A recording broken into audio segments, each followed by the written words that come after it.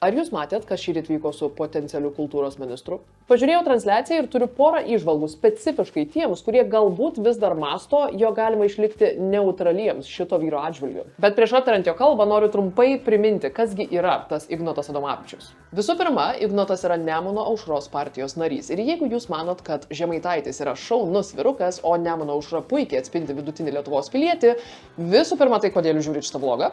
Visų antra, oh my god, prašau, išeikit. Ignotas vyrukas paprastas. Gimęs kaime, Rokiškio rajone, jis šiaip ne taip pabaigė čiurlionkę ir šiandien per metus turi 430 plus tūkstančių pajamų. O jūs dar sakot, kad menininkai neuždirba. O bet tačiau ne iš kultūros ir meno jis uždirba, kad ir kaip bando būti jautriu kultūros ministru, o iš įvairių verslų, su kuriais yra siejamas, turbūt didžiausias ir jums žinomiausias bus Bravo pasta. Taip, žinomas dėl makaronų, o būtent makaronus Ignotas šiandien ir kabino. Mano senelis gimė 32 metais, jam beina 94 metai. Kai buvo paauglys, jisai padėdavo partizanam.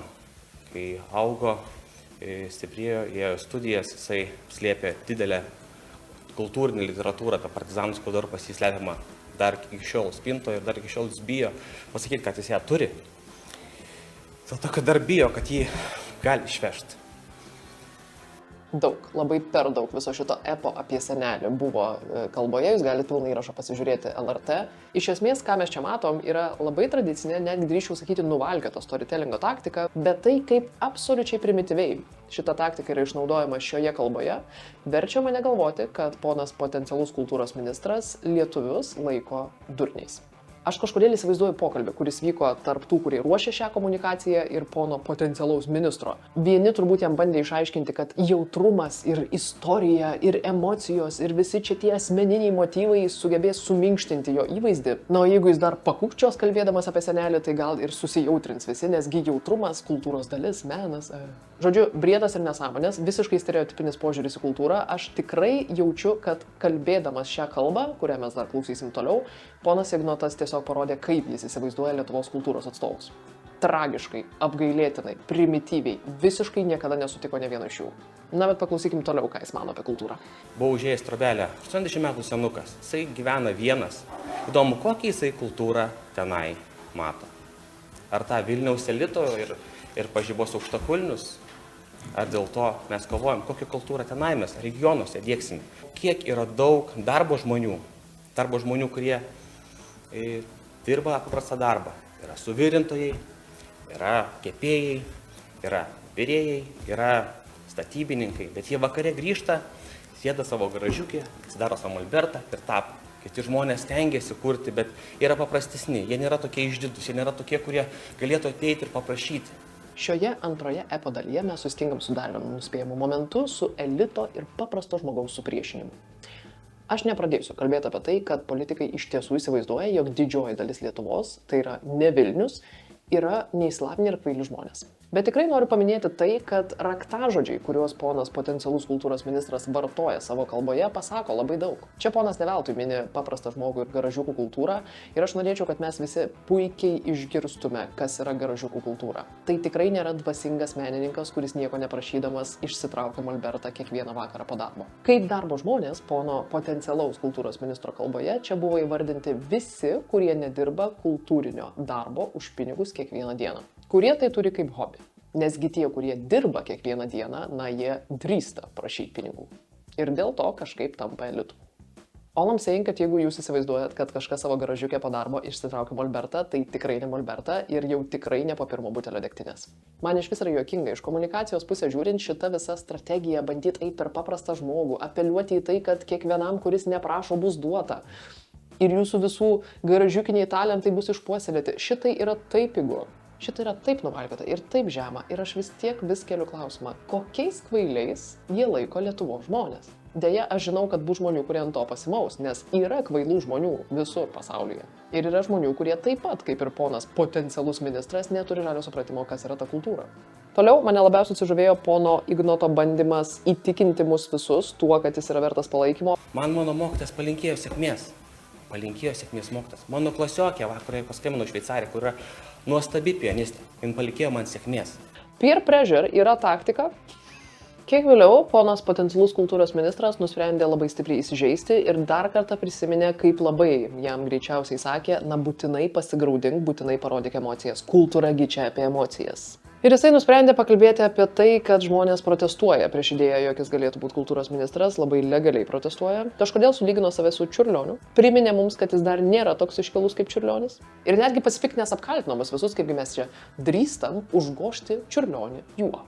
150 metų Mikalojui Konstantinui Čiurlioniui, rugsėjo 22. Jį niekados negrįš atgal, niekados. Bet kažkoks visuomenininkas, kažkoks žmogus sugalvojo tą paversti į paprasčiausią. Aš esu paprastas, aš niekam nereikalingas, aš paprastas žmogus. Kodėl reikia iškelti mane, kuris dar nėra tiek iškilus, kiek Čiurlionis? Čiurlionis yra tas, kuris kūrė mūsų kultūrą, kur parodo, kokie jin turi būti. Turiu pripažinti, kad žmogus pasistengia pavaidinti kažkokią emociją, pasistengia dramatišką pauzę padaryti ir taip ganėtinai teatrališkai tą aš ginsiu pasakyti. Aš ginsiu, kad Čiurlionio atminimas būtų visą laiką matomas visiems, ne tik tai Vilniaus elitui. Galbūt kažkur Rokiškio rajone tam kultūrnamy jisai ir turėjo kokį vieną kitą vaidmenuką. Gal dėl to jisai jaučiasi potencialiai galintis būti kultūros ministru. Aš žiūriu visą šitą ir galvoju, ant kiek tu turi jaustis viduj kultūringas, kad galvotum, jog vien dėl tos kultūros vidinės gali būti kultūros ministras. Taigi, reziumuojant, potencialaus kultūros ministro kalba susidaro iš 3 epinių dalių. Pirmoji epinė dalis – epas apie senelį. Epą apie senelį sudaro itin dramatiška, itin emocionali, netgi springusi seilėmis kalba apie PTSD kankinamą 94 metų vyruką, kuris dar šiandien savo spintoje slepia knygas. Visa ta istorija mums atsiuntė iš tikrųjų vieną tiesmuką žinutę. Senelis buvo zaibys ir jeigu aš būčiau ministras, aš gelbėčiau senelį. Antroje epodalyje mes susidurime su nuvalkiotu naratyvu elitas prieš paprastą žmogų. Čia mes turime Vilnių ir visą likusį Lietuvos kaimą, kurį kažkodėl kaimų laiko tik patys politikai. Niekaip negali būti, kad ta pati kultūra, kuri vyksta Vilniuje, gali keliauti ir po regionus. Ne, baikit, žmonės nesupras, žmonės nesusišnekės ir visi vieni kitus su šakėmis užbadys. Na ir trečioje epodalis papasakoja, kaip labai neegzistuoja visi tie tūkstančiai ir dešimtis tūkstančių žmonių, kurie pasirašė peticiją ir ruošiasi dalyvauti proteste. Ar nebus tie 40 000 pasirašysiu peticiją, tokie burbulas to, ko mes iš tikrųjų nežinom. Ar nebus tai opozicija, ar kokie kiti žmonės, kurių mes negalime patikrinti. Nes mesgi negalim patikrinti, kas jie tokie, nors dokumente yra visi parašai ir visi vardai ir pavardės. Aš beje esu vienas iš žmonių, kurie pasirašė peticiją. Mane galit patikrinti. Na ir čia mes turime tradicinį naratyvą. Pradžia apie tai, koks šaunus žmogus aš buvau, esu ir kaip labai galiu releitinti su jumis, paprastais Lietuvos žmonėmis. Tiesa, apie save nieko gero negaliu pasakyti, todėl pasakoju apie senelį.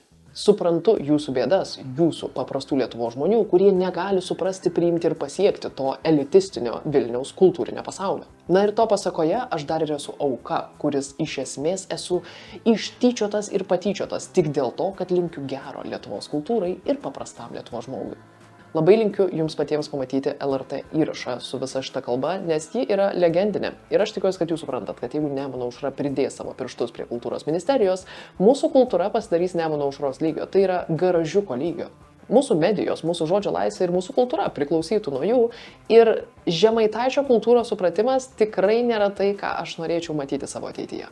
Būtent todėl skatinu nežiūrėti neutraliai į visą šitą situaciją ir nesakyti, kad politika jūs neliečia. Kultūra liečia visus. O jeigu dar norit prisidėti, rytoj 25 dieną nuo 10 ryto vyksta protestas prieš visą šitą nesąmonę, aš ten būsiu, lauksiu prisijungiant ir jūsų. Ate.